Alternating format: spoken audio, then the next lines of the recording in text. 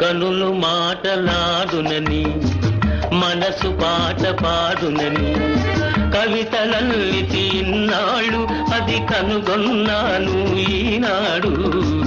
కనులు మాటలాడునని మనసు పాట పాడునని కవితలల్లగా విన్నాను అది కనుగొన్నాను ఈనాడు.